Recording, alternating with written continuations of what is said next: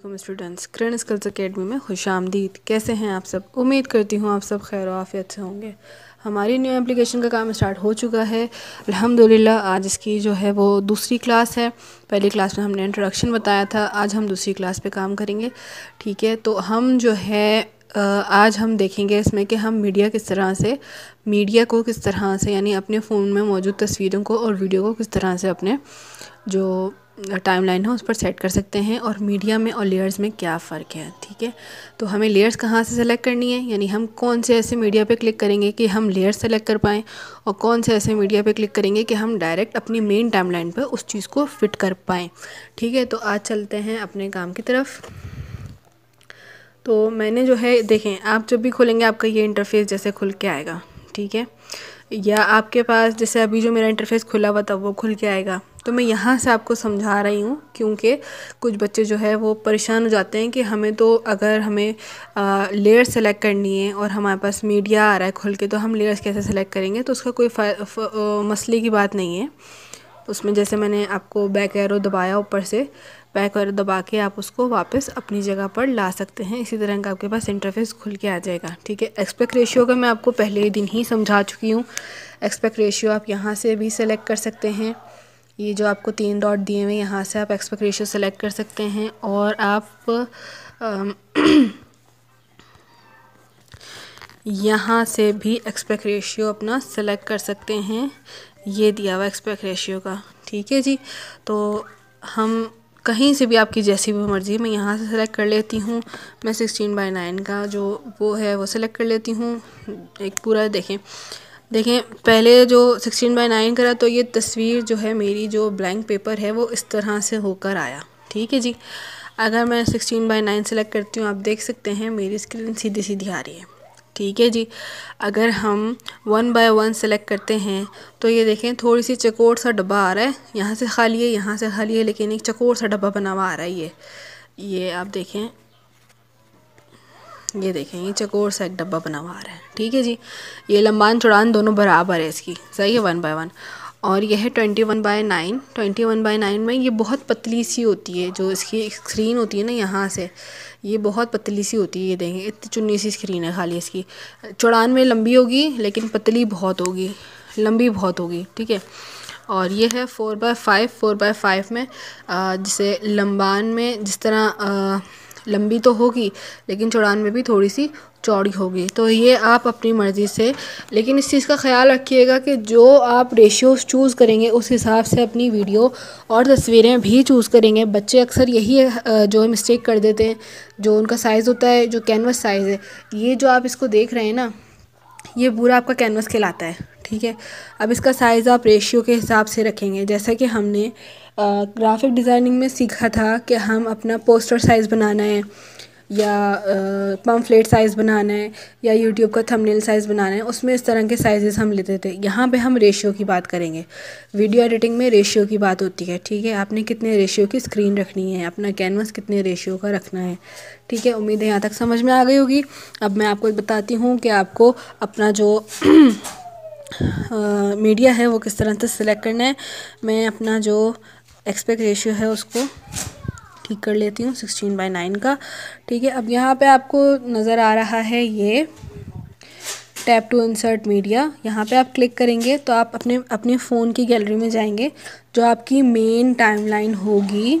ठीक है, अब यहाँ से आप जो है कुछ भी सिलेक्ट कर सकते हैं। सही है, यहाँ से आपको वीडियो मिलेगी। देखें ये आपकी वीडियो का ऑप्शन है, ये फ़ोटोज़ का ऑप्शन है, और ये कलर बैंड यानी कि जहाँ से आपको सिंपल ब्लैक कलर उठाना हो, जब जैसे हम ब्लैक स्क्रीन का काम करेंगे या आगे क्रोमा की का काम करेंगे, हम यहाँ से इंशाल्लाह वो उठा सकते हैं। ठीक है जी, तो मैं यहाँ से फ़ोटोज़ देखती हूँ, मेरे पास कोई फ़ोटो पड़ी हुई हो। चलें, जैसे ये फ़ोटोज़ पड़ी हुई हैं मेरे पास, ये पड़ी हुई हैं, इस तरह की फ़ोटोज़ पड़ी हुई हैं, मैं इनको सेलेक्ट कर लेती हूँ। ठीक है जी, ये मैंने इनको सेलेक्ट कर लिया, मेरे पास ये फ़ोटोज़ आई हुई हैं। सही है, अच्छा अब क्या है, मुझे इसमें मज़ीद और फ़ोटोज़ भी ऐड करनी है, तो वो मैं किस तरह से ऐड कर सकती हूँ। तो उसके लिए यहाँ मेरे पास प्लस का ऑप्शन आ रहा है, ये मैं इस पर क्लिक करूँगी। यहाँ पे मेरी टाइमलाइन पे मज़ीद मैं फ़ोटोज़ ऐड कर सकती हूँ, फ़ोटोज़ या वीडियोज़ मेरी जो मर्ज़ी मैं वो ऐड कर सकती हूँ। मैं ये वाली वीडियो ऐड कर लेती हूँ, आप में से ही किसी बच्चे ने बनाई थी। मैं ये वीडियो ऐड कर लेती हूँ, ठीक है। इस तरह से मेरे पास वीडियो आ गई है। अगर मैं चाह रही हूँ कि मैं इसमें लेयर्स ऐड करूँ, लेयर्स जैसे हम लेयर्स पे काम करते थे, ठीक है। लेयर्स ऐड करने के लिए मैं क्या करूँगी, यहाँ पे देखेंगे, यहाँ पे दिया हुआ है लेयर्स ऐड करने के लिए, यहाँ पे मीडिया दिया हुआ है, यहाँ पे टेक्स्ट दिया हुआ है। ये लेयर्स की जो मीडिया होगा यानी टेक्स्ट या तस्वीर या वीडियो वगैरह उसको एडिट करने के लिए यहाँ पे ऑडियो दिया हुआ है, ठीक है। ये सारी चीज़ें दी हुई हैं। अगर मैं यहाँ पे क्लिक करती हूँ, यहाँ से मैं चूज़ करूँगी मुझे वीडियो चाहिए फ़र्ज़ के तौर पे, ठीक है। यहाँ पे ही वीडियो मेरे पास हैं, जैसे कि यह भी वीडियो मैं ले सकती हूँ, आप में से ही किसी बच्चे ने दी थी, ठीक है। इसको मैं अपनी स्क्रीन पे बड़ा कर लेती हूँ, ये देखें, ठीक है। ये वीडियो जो है वो मेरी स्क्रीन पे आ गई, यानी ये वीडियो लेयर्स पे आ गई। और ये जो ऊपर वाली जो लेयर है, अब मैं इसको थोड़ा डिलीट कर दूं, जो ऊपर वाली लेयर है वो मेन लेयर है, और जो नीचे वाली लेयर है वो लेयर्स की जो मीडिया वाली फ़ाइल होती है छोटी, जिसको हम ब्लेंडिंग के लिए इस्तेमाल करते हैं, वो आएगी, ठीक है। अब बात करते हैं कि ये तस्वीर जो है वो हमारे एस्पेक्ट रेशियो पे पूरी नहीं आ रही, तो हम उसको किस तरह से इसका पूरा एस्पेक्ट रेशियो रखेंगे। तो जैसे कि आप देख रहे हैं कि मेरी जो तस्वीर है वो मेरे एस्पेक्ट रेशियो पे बराबर नहीं आ रही है। उसको बराबर लाने के लिए मैं अपनी तस्वीर पे क्लिक करूँगी, ठीक है। ये मैंने अपनी तस्वीर की लेयर को सिलेक्ट कर लिया है। उसके बाद मैं जाऊँगी, यहाँ पर भी आपको एक पैन एंड जूम मिलेगा, ठीक है।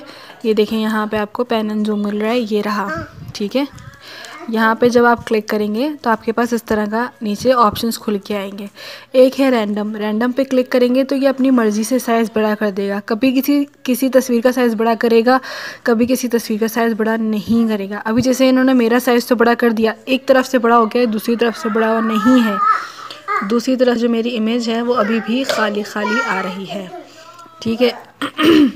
ठीक है, लेकिन अगर मैं कस्टम पे क्लिक करती हूँ, कस्टम पे क्लिक करने के लिए मेरे पास स्टार्ट पोजीशन और एंड पोजीशन आ रही है, ठीक है। तो मैं क्या करूँगी, अगर मैं अपनी तस्वीर को थोड़ा सा जूम कर लूँ इस तरह से, और एंड में भी अपनी तस्वीर को थोड़ा सा जूम कर लूँ, तो मेरी तस्वीर में हल्की सी ट्रांजिशंस आ जाएंगी, ऐसे कि मेरी तस्वीर मूव कर रही है। तो यहाँ पे आप प्ले करके देख सकते हैं इसको, ये देखें, आपको ऐसा लगेगा मेरी तस्वीर मूव कर रही है, ठीक है।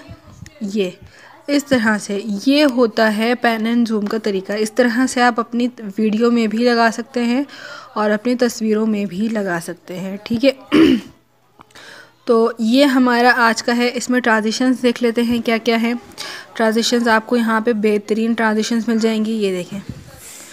कोई और तस्वीर आपको रखनी है, किसी और तरह की ट्रांजिशंस आपको लेनी है, बहुत सारी ट्रांजिशंस आपको नीचे मिल जाएंगी। तो इंशाल्लाह ये क्लास जो है वो यहाँ पे स्टॉप करते हैं।